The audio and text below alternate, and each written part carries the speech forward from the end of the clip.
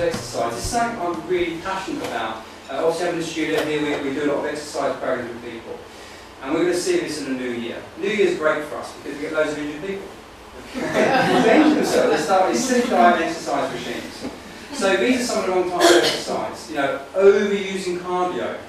I'm not saying there's no use of cardio, but a lot of cardio puts a lot of stress on the system.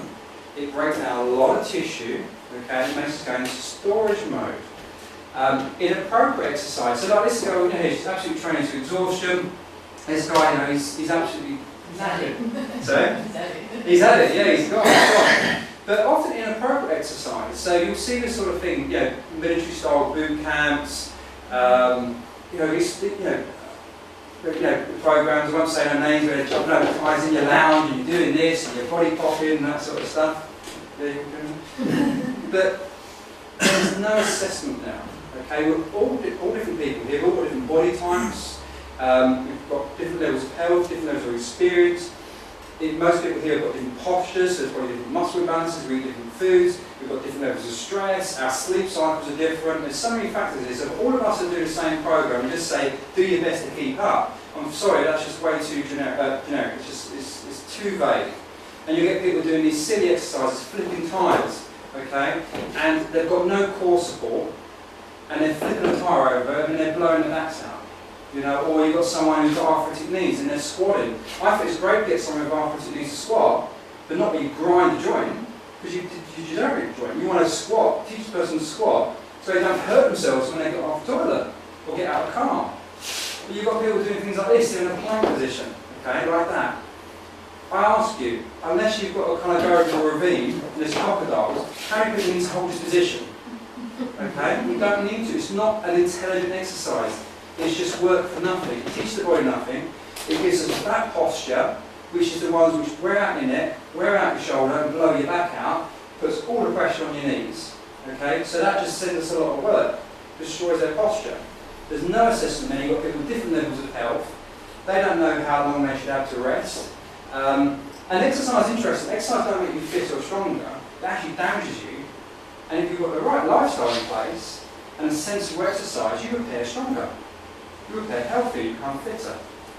So there's loads of people doing silly exercises. Interesting, when you see these exercises which are aimed for beginners, you know, you do lots of jumping around and this sort of stuff, that's plyometrics.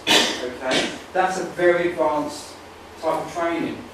Because you have to, it's a bit like the first time you learn to drive your car doing extreme off-roading, jumps and this. You need a lot of control there. And very few people have that level of stability unless they've done a lot of training. Maybe they're a professional ballet dancer or they've done a lot of training in the past. So this is completely inappropriate for beginners.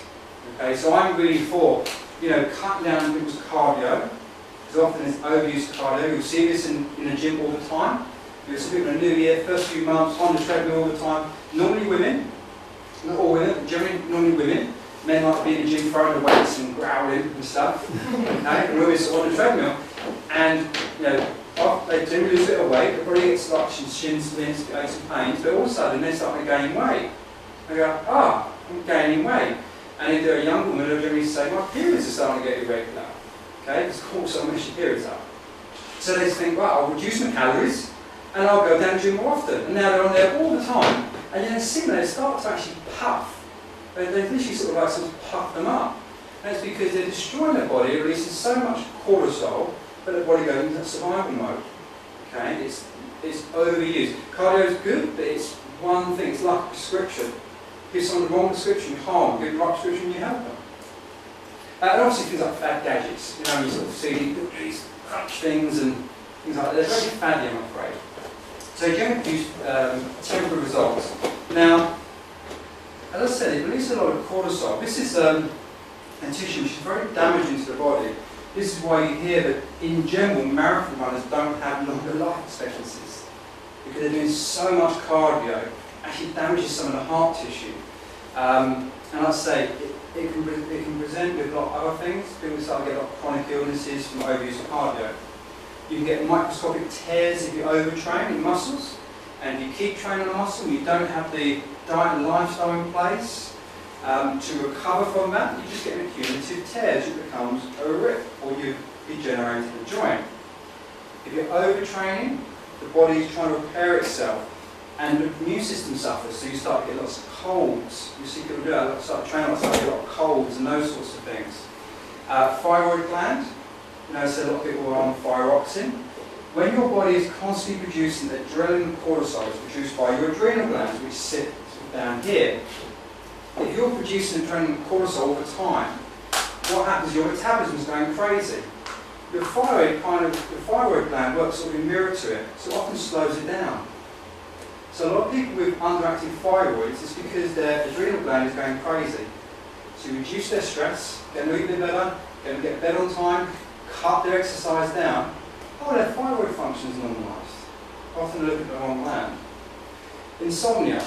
This is why when you train late at night, it wakes us up. Can't wake us up for the pump, particularly up in like cardio where you're really trying to go in some. And this is generally why we try to disencourage people to train late at night.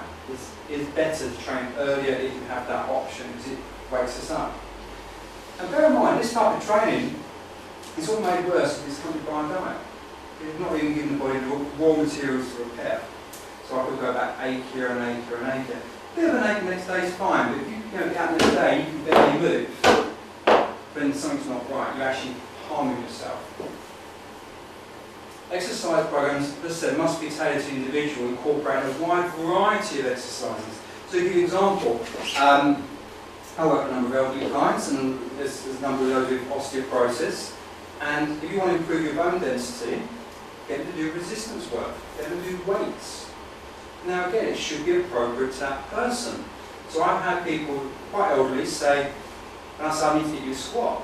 And I'm not talking about getting in a squat rack doing this. I'd say, how do you get on off the chair? You squat. I say, how do you pick your dog up? You squat. How do you get out of your car? You actually do a lateral lunge with a twist, which is quite a complex movement. How do you get off the toilet? I say, you need to squat.